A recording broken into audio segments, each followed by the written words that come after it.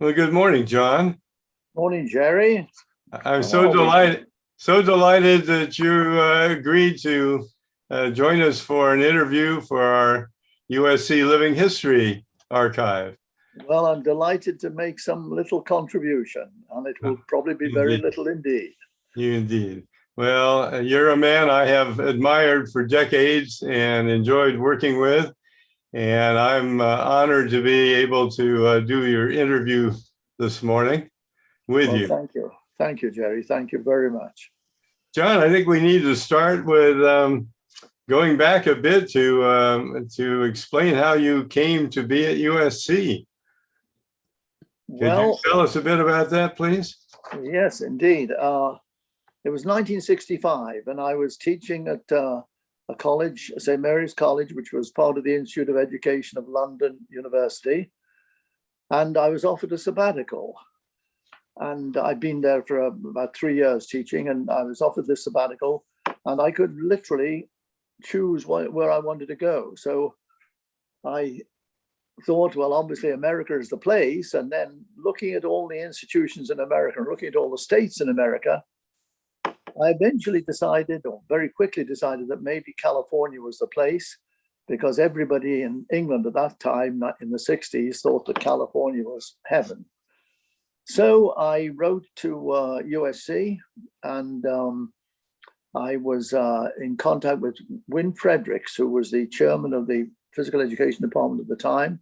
Mm-hmm. And he was most gracious in his offers, in his writing. And so, to cut a long story short, I came to USC. 1965, August, came across the Atlantic on a boat with a whole lot of other students. And I distinctly remember as we came into New York, and for the first time I saw the Statue of Liberty. It was a remarkable experience. And all these other students on the boat were, all the American students were weeping at the sight of their homeland again.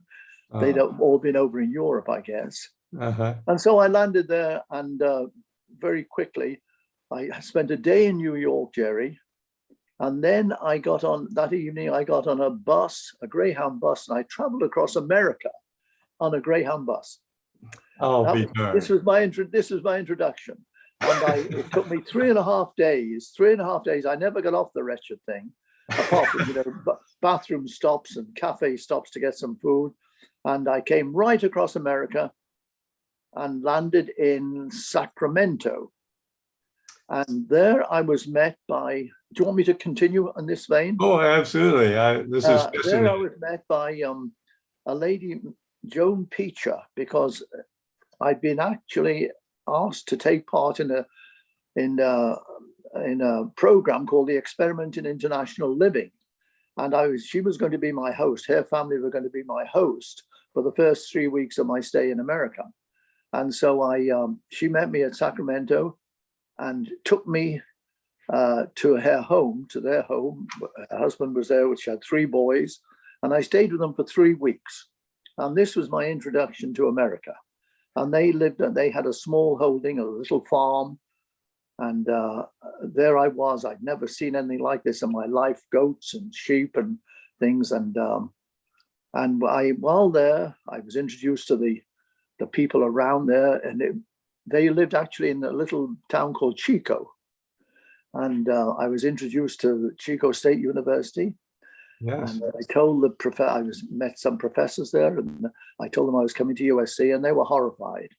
They sort of said, "Why don't you stay up here in Chico? It's far more civilized than Los Angeles." But I had a marvelous 3 weeks there. I went to the California State Fair. I went to a couple of other smaller fairs. It was an extraordinary introduction to America. It was absolutely first class, and they were a most gracious and generous family. And I had a wonderful, wonderful time there before eventually I had to get on the wretched Greyhound bus again and come down to Los Angeles and down to USC. And so that was my introduction. And I hope somebody welcomed you warmly when you got to USC. Well, no, I was a lost soul. You arrive on the campus there and nobody knows you and you don't know anything. And but fortunately, on the second day here, I met two English chaps who were in a similar position, a man called John Archer and Dennis Storer. And they were both starting at USC on programs here. And so I very, very quickly befriended them. I knew John Archer was going to be here. I'd been in contact with him in England. He was a professor at another college in England, Loughborough. And Dennis was, he was over here. He'd been teaching in England as well. So the three of us became very, very, very good friends while we were here.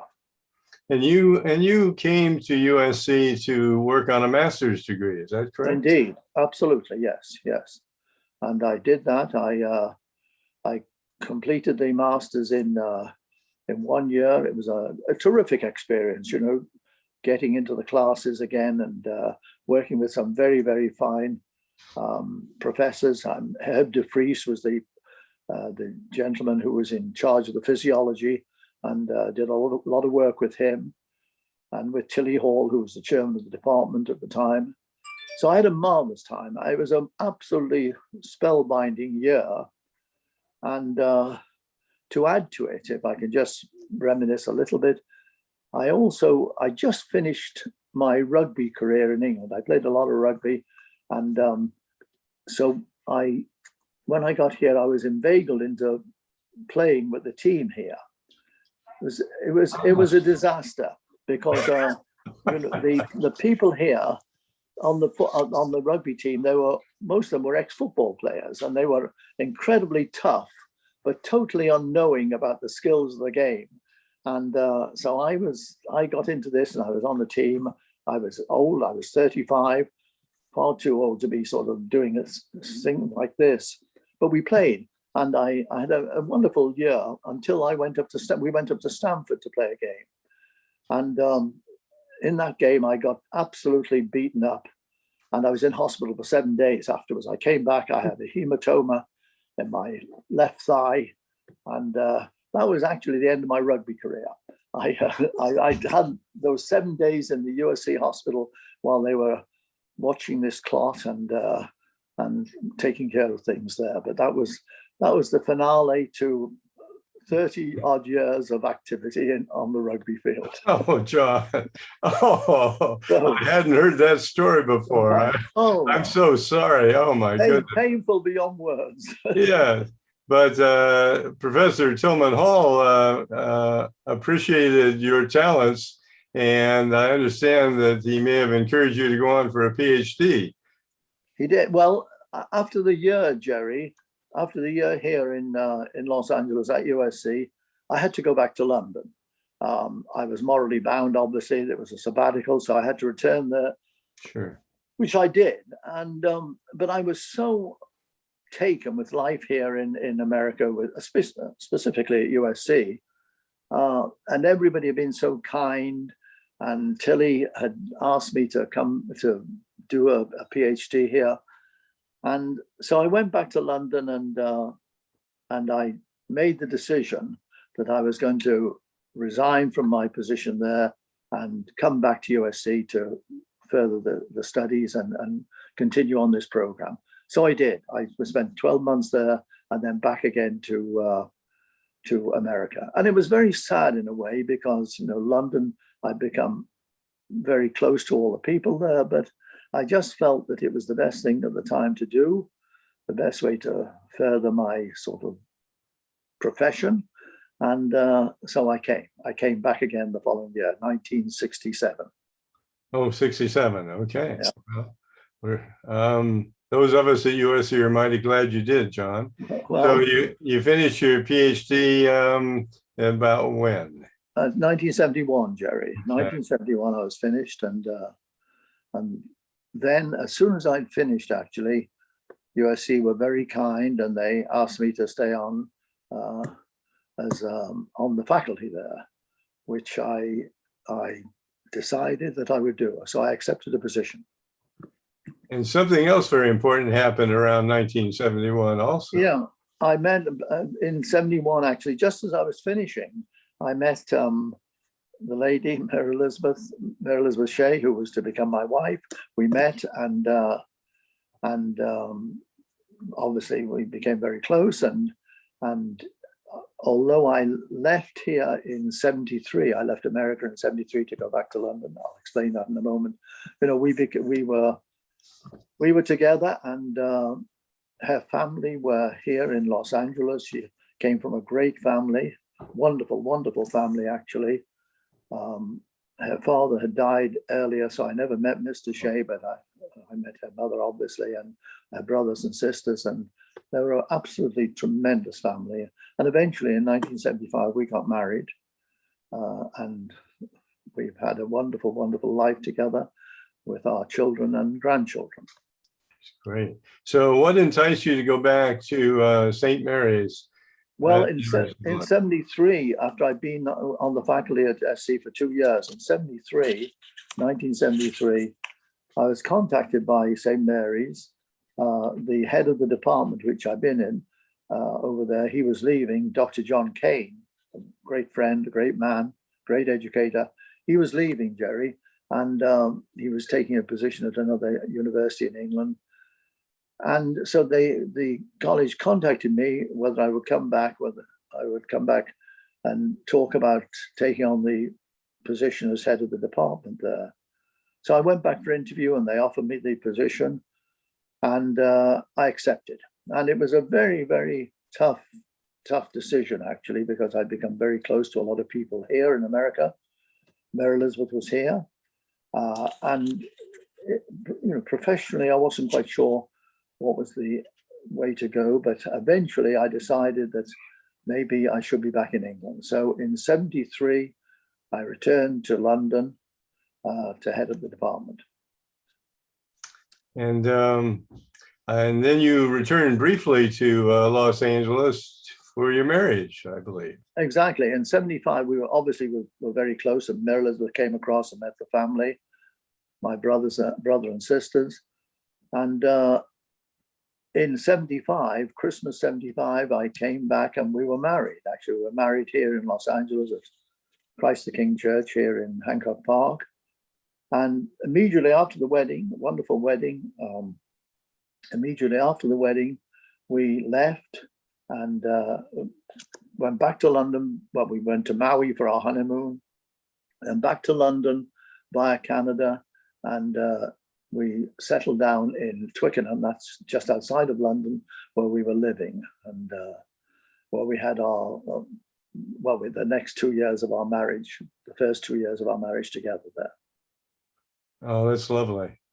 Tell me, how did we get so fortunate as to entice you back to Los Angeles? Well, very tricky, actually. In 1977, out of the blue, literally out of the blue, I was we were in our little house in Twickenham.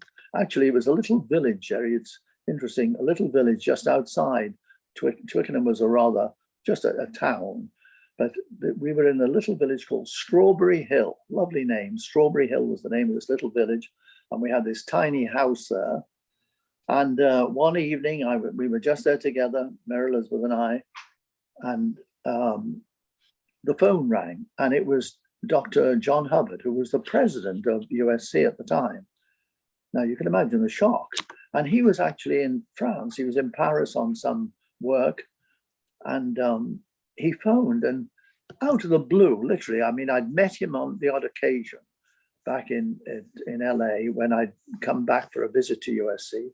And I met Dr. Hubbard, and out of the blue, he literally invited me to come back to the university, to come back to California, to come back to Los Angeles, to USC.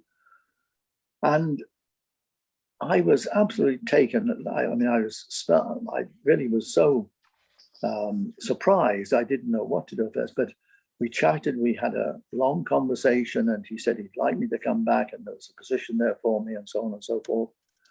And would I consider it? I said I was actually planning to come back at Easter to see Mrs. Shea, to see Mary Elizabeth's mother, and to see old friends as well. And so I said we could talk then. So we came back at Easter 1977, and met with Dr. Hubbard here, and he persuaded me to come back to the university. And his idea was that I should come back and take over the international student area here. And so after a lot of deep thought and wondering whether this was the right thing to do to leave England, because obviously this wasn't going to be a temporary move, it was probably going to be permanent. Should we do it? And eventually, Mary Elizabeth and I decided that we should. And by this time, we had our first child, Kate, Mary Kathleen, and Kate was just a tiny baby. And although we'd had a marvelous time in the 18 months we'd been here in England, we decided that we would come back to Los Angeles. And we did. So in September 1977, we returned to LA, Jerry. Oh, that's marvelous. And so as head of the Office of International Students, and who were some of the new colleagues you worked with in that office? Well, the two prominent people in it were Dr. Jerry Wolk, who'd been there for a long time, and a lady called Bee Van Olman, who'd been actually in the Foreign Service. She was a very, very skilled person in that area. And they were the two senior colleagues there. Then we had a staff, maybe 5 or 6 people. Because at the time, I think the university had something like 5,000 to 6,000 foreign students from all over the world, 120 different countries. And it was a very powerful sort of clientele, a very powerful group. And there was an awful lot of work to take care of them. And so I moved into this office, and it was very, very hectic. In fact, it got a little bit perhaps too hectic when in 1970, I think 69, 70, there was the Iranian Revolution back in Iran. And we had a great number of students from that country, a great number. And it was very, very interesting that the students at the university were split between those who supported the Shah and those who supported this other man, Khomeini, who was responsible for the uprising. And so there was a real split on our campus. A lot of the students who were supporting Khomeini went back to Iran again in their sort of move against the Shah. And then we had the others stayed here on campus. And there was a very nasty situation on campus, actually, between these two literally warring groups. And I was kind of not in the middle of it, but you're in a precarious position here with all these people. And it was not easy to sort of see what would happen. Well, eventually, as the world knows, the Khomeini took over, the Shah was ousted, and the Shah had been very, very close to the university. In fact, a year or two prior to this, Dr. Hubbard had actually presented, as I recall, he presented the wife of the Shah with an honorary degree, I believe. That's my recollection also. Yes, Jerry, I think that was so. And Dr. Hubbard had done this. So the university was very close to the Shah. Now the Shah was removed from his position there. So it was quite a nasty time at the university with these two different factions here. Mm-hmm. Yeah. Well, when you first got to USC, what were some of your first impressions of the university? The size compared to the colleges over in England, even though London University is a very big and a beautiful, great university, it's comprised of a number of colleges, all different schools, different colleges, which are quite separate entities. And the Institute of Education of the university is a very large structure, but it is built up of a number of colleges which are scattered all around the city. And so to come to USC, where everything is centered there on that campus, and with 20,000 students, totally different world. and the life and the activities of the students were quite different to anything I'd experienced in England. Plus, and this was a huge dimension, the following for the sports here was something like I'd never experienced before at the educational institutions. Now, in England, there was a lot of professional sport, obviously, professional soccer particularly. But at the university, sport was very, very low key. I'd played a lot of university sport myself, been involved in it, and it was marvelous. It was beautifully well run, but the support of it was minimal. You know, if you had 100 people watching a top quality game of soccer or rugby, that was a big crowd. Whereas here, suddenly the games are played, the football games are played at the Coliseum before 60, 70, 80,000 people. Something I never imagined in my life, never thought about. But it was wonderful. The whole element of every element of the university was on a much bigger scale than I'd ever experienced before, Jerry. It was absolutely remarkable. It's the only way I can describe it. And we had tennis and baseball stadiums right here on the campus. Exactly. The facilities here were superb. And of course, the Olympic Games have been held in Los Angeles in the 30s, and also later in the 50s. They were scheduled again for 84. 84, excuse me, yes, 84. Right. And they were held in 84. I mean, I was here very much so in that time. So it was a wonderful thing. And it was just the size of everything. Everything was on a much bigger scale, Jerry. And that was really what captivated me. And you got up to Yosemite to see one of the natural wonders of the world. I did that actually on my first trip here, my first visit here in '65. I made a trip to Yosemite, and the beauty of that area was absolutely remarkable. I was overwhelmed by it. And I've since been overwhelmed by the beauty of so many other spots here in California and indeed across the nation. Oh, that's great. So when you settled into the Department of Physical Education, and Tillman Hall was the chair, he was also the university marshal who organized commencement ceremonies. And in fact, he helped me organize the inauguration of James Umberg in the 1980-81 during the university centennial celebration. And you got involved as a commencement marshal. Well, yes, you're right. Tilly was the head marshal, and he had a group of us, 3 or 4 of us from the department, who were assistant marshals: Bob Girandola, Ken Lurston, myself, and we obviously helped Tilly with the ceremony each year, and it was wonderful. It was I'd never seen anything like this in England, and it was absolutely wonderful. It was a great thrill on commencement day in May when we were doing this, and Tilly was the absolute master. I mean, he'd done it for many years, and he had it absolutely down to a T. And it was just a joy to help him, Jerry. And you were involved in it as well at that time.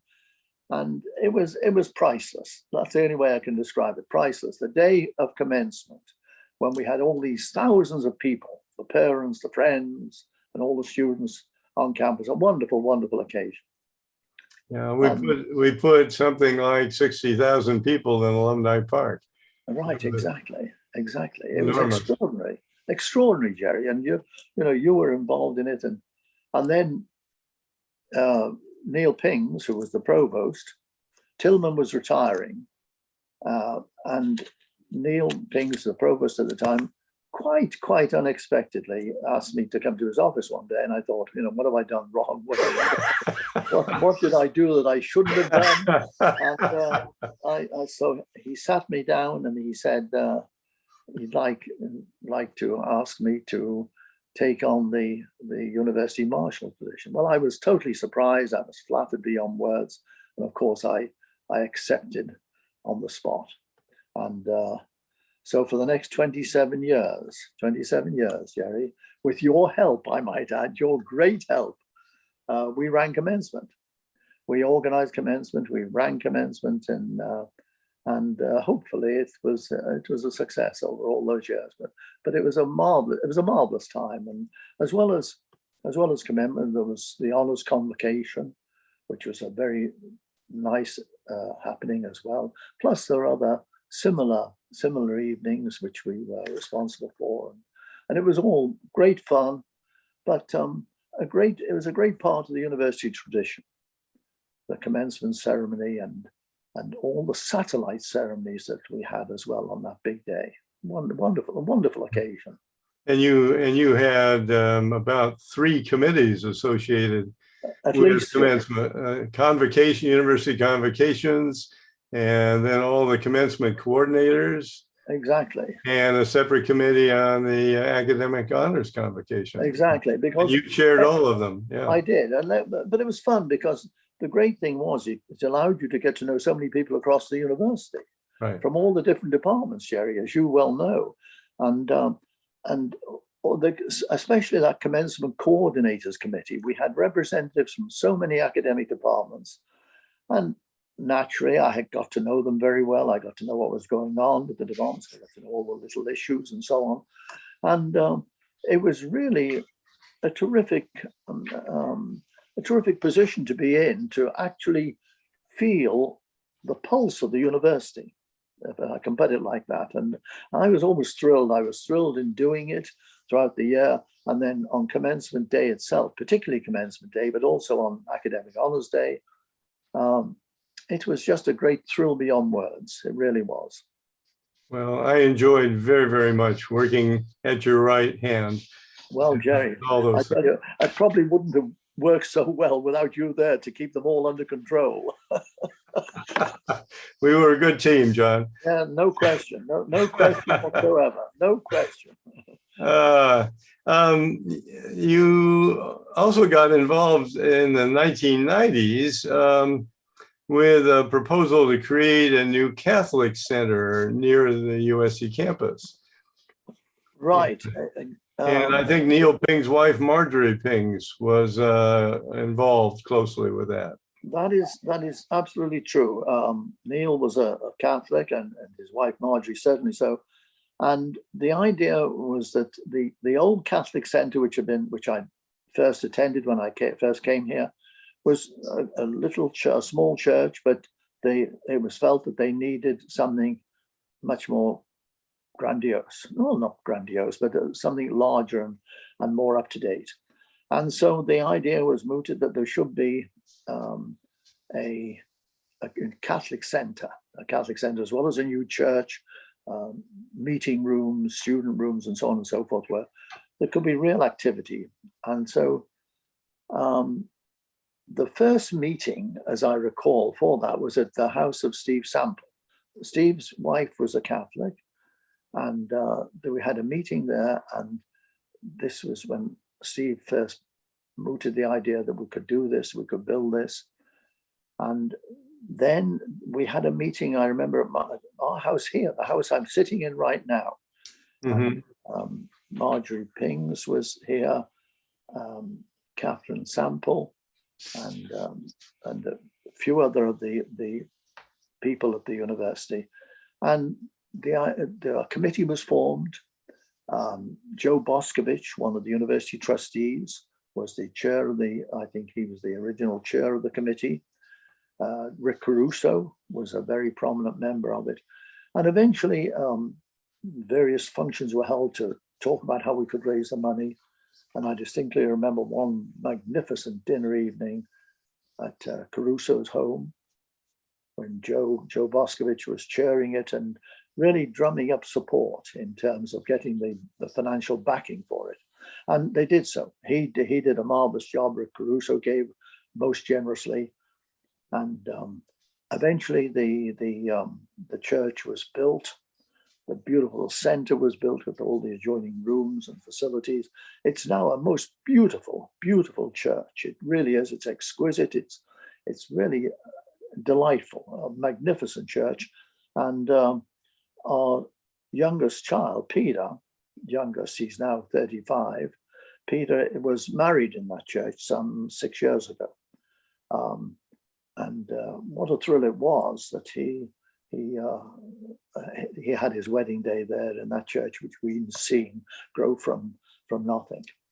It's beautiful. It's the most beautiful church, and the whole center is really delightful. I agree. It's gorgeous. It is Yeah. gorgeous. One of the questions that I wanted to ask had to do with major influences on your career path at USC.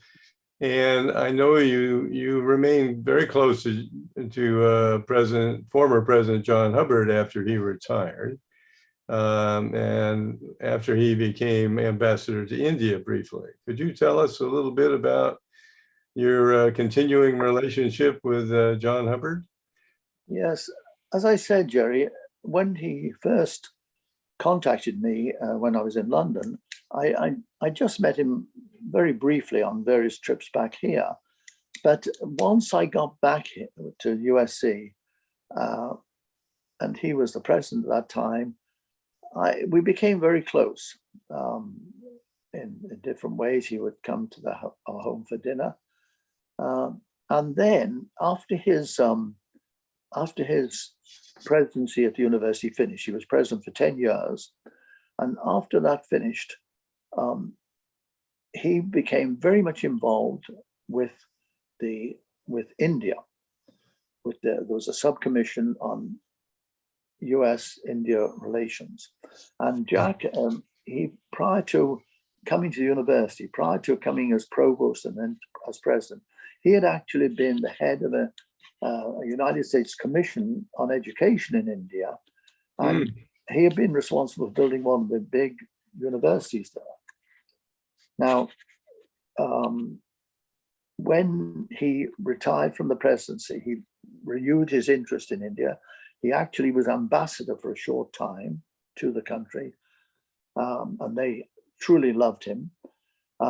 But then we worked together on this Indo-US Commission on Education. And the idea was that we would help India in all ways we could with their educational programs throughout the nation. And I was brought into it to endeavor to help them with not only just the education, but with sporting programs.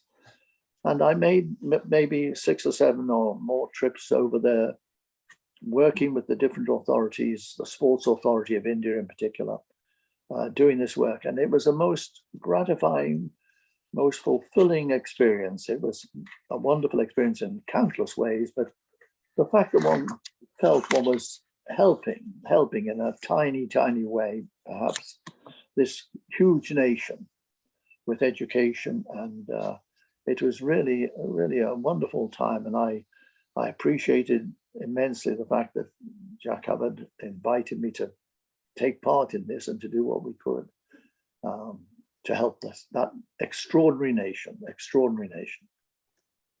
I'm quite envious. That must have been wonderful to contribute. Oh, just one little word about that. I remember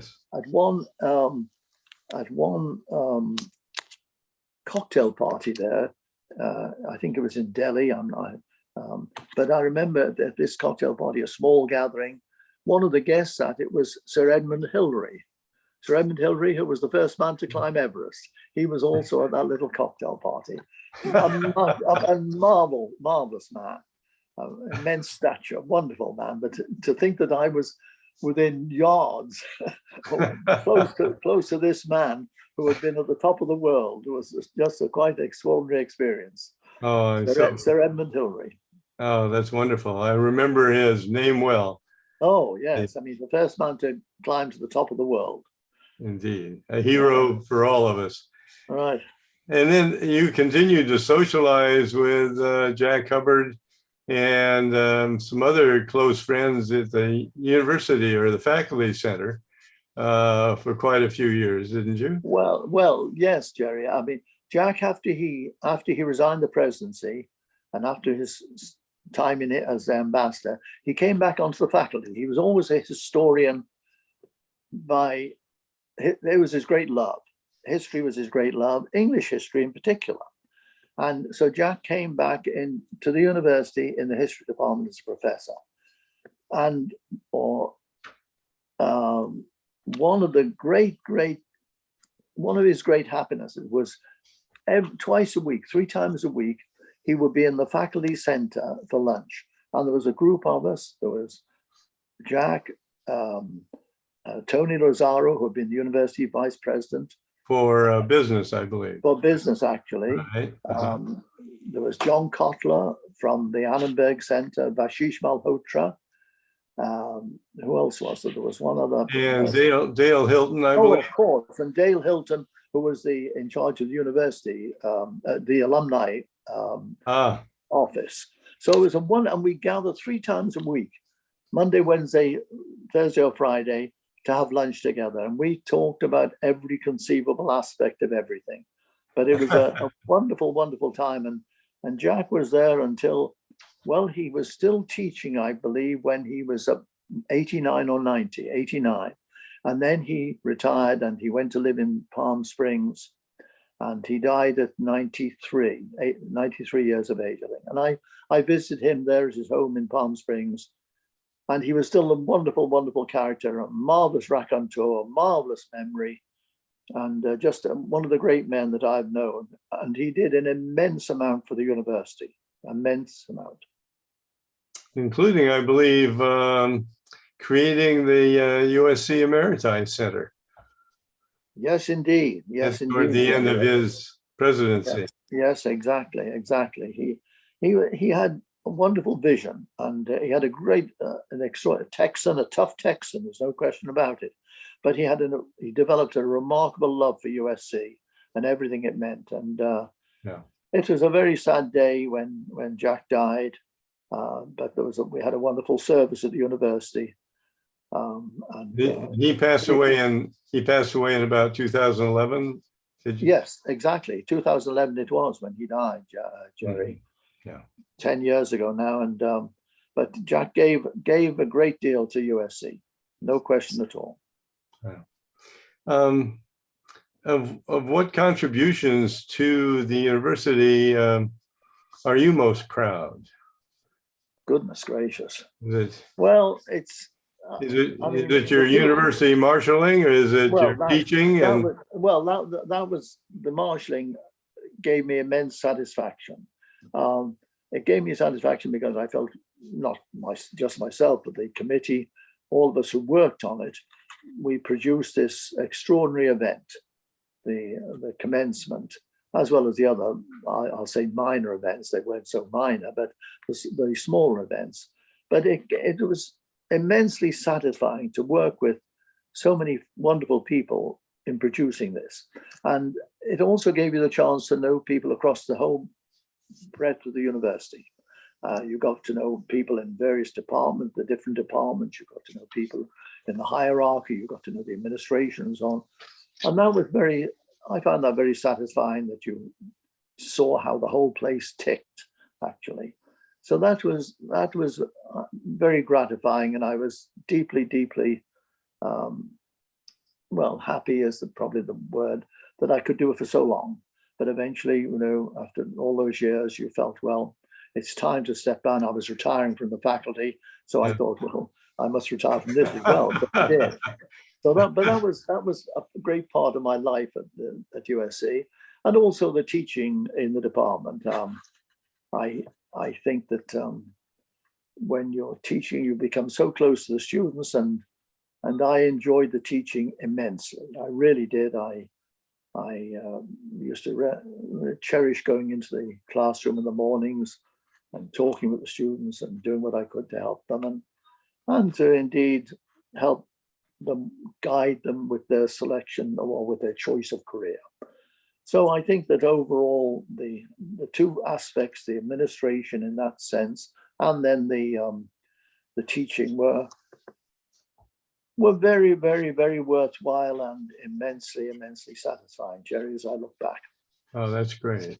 One of the social changes that the university attempted to create during your career on the faculty was to appoint more women and minority faculty throughout the university, you know, in the 80s and 90s and beyond.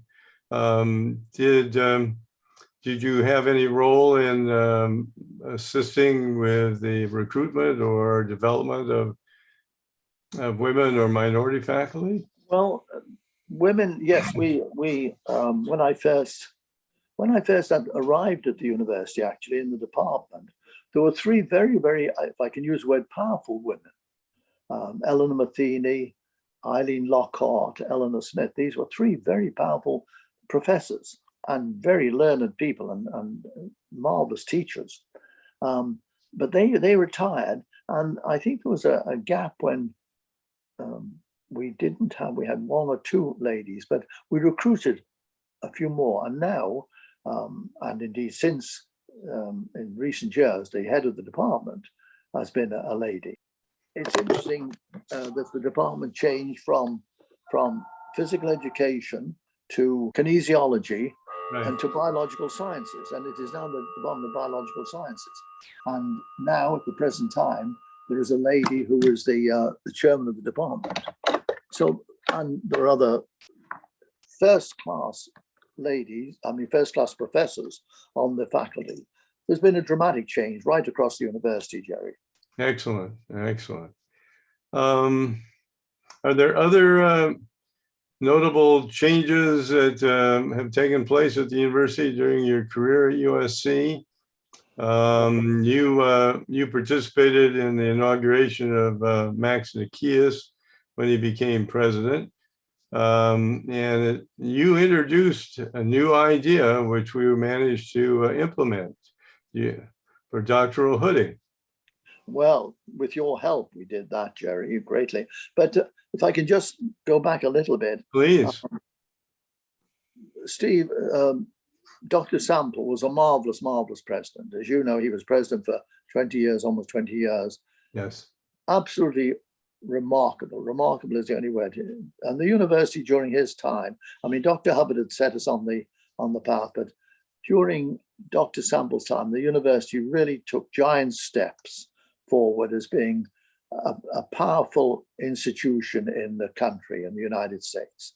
Its ranking rose dramatically, and the prestige attached to that was immense. And Dr. Sample was terrific in this way, no question at all. He was a wonderful, wonderful president. He was succeeded by Max Nikias, and Max continued this way. I was very, very friendly with Max. I thought he was a wonderful president, a wonderful leader. I think he did tremendous work for the university.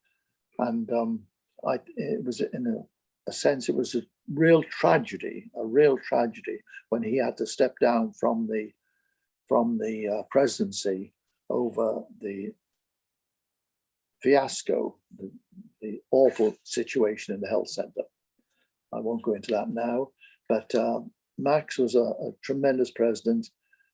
Not in many ways. His personality was very different to Steve Sample's, but he got things done in a really extraordinary fashion. The fundraising continued at an immense rate during Max's presidency, but also the campus was alive, and he was a participant in so many activities. I thought that I was most fortunate to be there during those times of Steve and of Max. Wonderful, wonderful men, wonderful presidents. You told me a very sweet story about Father Theodor Hesbach, which I would like to have you repeat, if you'd be so kind. Well, yes, Father Hesbach, Theodor Hesbach, was the president of the University of Notre Dame. And USC, we've always had this love-hate relationship with Notre Dame, mainly on the football field. But anyway, in the year was 1950. What was the year? I think it was 67, maybe. 67, 68. Yeah. Bobby Kennedy was running for president of the United States. He was a candidate for president of the United States. He was in Los Angeles for one of the routine stops, speech making and so on, when he was assassinated by Sirhan Sirhan in that awful situation downtown in LA. Father Hesbach, as I said, the president of Notre Dame, was a great friend of the Kennedy family. And when Bobby was shot and in hospital, Father Hesbach was actually in LA. He was here for the commencement. He was actually the speaker, the designated speaker of the commencement that spring. And the night before, or the day before he actually spoke, he visited Bobby as Kennedy was dying in hospital. And he came to the university. I can distinctly remember it. I was there at commencement, and Father Hesbach stood on that podium and told us, and told the crowd there, this awful tragedy that had just occurred in our city, that Kennedy had been assassinated. And he, as a great friend of the family, found it very difficult. But I remember he gave this most impassioned speech to this crowd. It was breathtaking, Jerry. It was awful. It was a sad day for the country. But Father Hesbach, he was an extraordinary leader. He was an extraordinary leader of Notre Dame. He was an extraordinary leader for Catholic education throughout the nation as well. A magnificent man. Yeah. John, why don't you tell us what you've been doing since retirement? Not much. Well, contraire, my friend. That's not true. No, well, as you know, Jerry, we have 11. I have 4 children, 4 marvelous children, all married. Our 4 children, and we have 11 grandchildren. So a fair amount of time, whenever possible, is spent seeing, visiting, being with the grandchildren. Now, unfortunately, we've been a little bit limited since the pandemic, but it's always a marvelous joy to be with them. And equally fortunately, 8 of them live fairly close. They live in Long Beach or Los Angeles here. One of our daughters, Annie, and her husband and their 3 children live up in San Mateo. But our other 3, Kate, our eldest daughter, and John and Peter, our sons, they live in Los Angeles or Long Beach. And so we see them very regularly. I might add that they all went to USC, and they've all been most successful. Yes, certainly successful and happy. And as I say, the 4 of them are married, and we're blessed beyond words, Mary Elizabeth and I, that we are so close to them, and we see them regularly. We see them just as often as we possibly can. Indeed, right now, as we're talking, Jerry, Mary Elizabeth has gone down to help Peter, and Peter is our youngest. He has 4 children, including the last born, who is just 3 months old. So Mary Elizabeth has just nipped round to his home to help with some activity there. So we're very blessed, Jerry, that we have our 4 children and their families, and we see them all and keep in close contact with them. And indeed, I think Mary Elizabeth talks to each of them every day. Yes, indeed. We do something very similar. Yes, but you've also written an autobiography for the grandchildren. Well, I've written my life story, my autobiography. Not very interesting, I might add, but maybe there are 1 or 2 little memories in there that will appeal to them as they read it. From my life in England in the early years, and if I can just deviate for a moment, there were some interesting times because, as you know, I'm fairly ancient now, so I was living during WW2.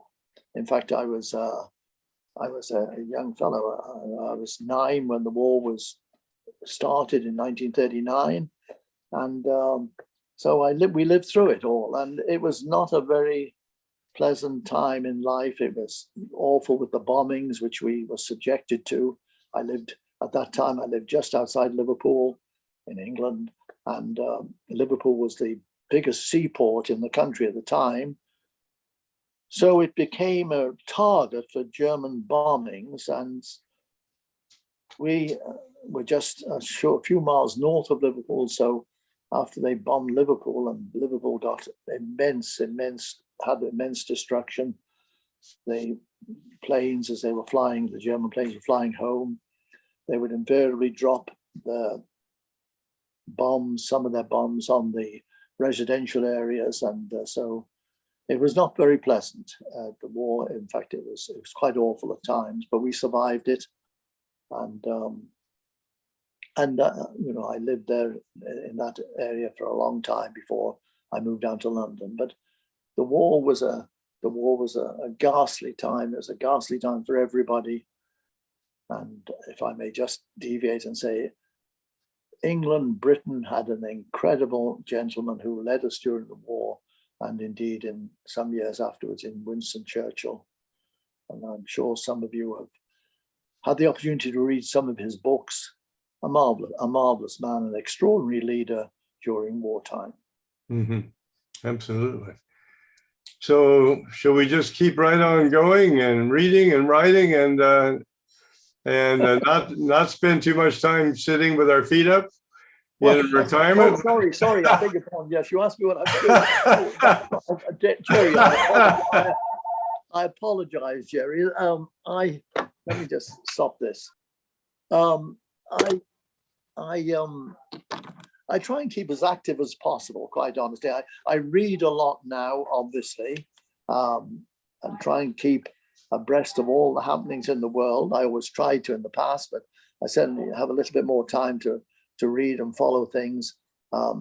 As I said, we spend as much time as possible with our children and grandchildren, although Sure. Naturally with the pandemic, this has been limited in the last year. We traveled a great deal. Until last year, every year we would travel over to Europe. I have sisters in England, and we're very close to my sisters. And so we would go over to England every year to see family over there, to see nieces and nephews and so on. I have one of my brother Peter died some years ago, but my two sisters are still alive over there, and we will go over there every year to see them and stay with them, or they will come here. So we've been very close, and we travel as much as we can here in this country. In fact, over the years that we've been here, I've done an immense amount of travel in this country and all over the world. We've been blessed, truly blessed in the amount of the world that we've managed to see in one way and another. But we really have, and in the last 4 years, we've tried to continue with this, Jerry. It's not always been easy, and as you get older, it's a little bit more of an effort. But nevertheless, we love to move around, and fortunately, we are both still, Meryl's and I, still able to keep doing crazy things like playing sports. I mean, we both play golf a great deal. I still play tennis. So we're blessed. We're blessed in the activities that we can keep doing even now in these advanced years. Oh, I'm so happy, John. And I'm so pleased that you were willing to take some time to tell not only me, but to record for your former students and friends, former colleagues on the faculty, an interview so that they can see you and hear about how well you're doing in retirement. I'm delighted. If I can just say, Jerry, I've been more than fortunate, more than blessed in the friendships that I've made through USC. Some absolutely great people I've met here. And as I say, I've become friends with them and still retain those friendships. I've retained a lot of friendships with people in England, and people from England who have moved over here, actually. I'm very, very, very friendly with them. But the university has been the hub for so many friendships. And indeed, if I can just, there's one gentleman who was in the department many years ago, Jim Dennis. Jim Dennis, you may remember Jim, wonderful man in our department. And then he left to go and head up to become president of a small college back in the Midwest. And Jim has just retired and he's come back to California and we've reconnected. And a great man who did a great deal for USC in his early years, then over on the other side of the nation. And now he's back here in retirement with his wife. But I've still got some marvelous friends, some marvelous acquaintances from the university and from living here.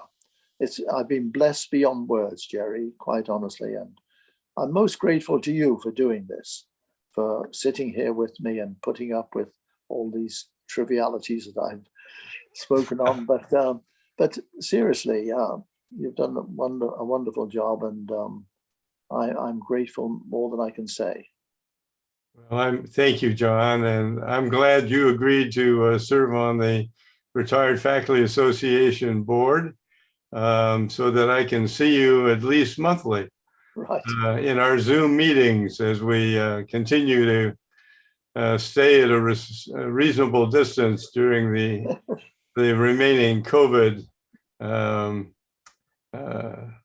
virus and the pandemic that we've all had to survive during the past year. right. So glad we both came out well. I think we have, Jerry. And this morning now, from one of the medical men, I hear that we'll soon be able to have meetings in a more normal fashion. We won't need our masks. We can see each other as we should see each other. Good. And things will get better by the day. I'm delighted, John. Well, thank you again for your time this morning. Thank you, Jerry. And thank you for everything you do for the RFA and for the university generally. You've been marvelous all over the years, and it's been an absolute privilege to know you. And I really mean that, Jerry. And thank you so much for everything. The feeling is mutual, John, and thank you and good morning. Thank you, Jerry. God bless.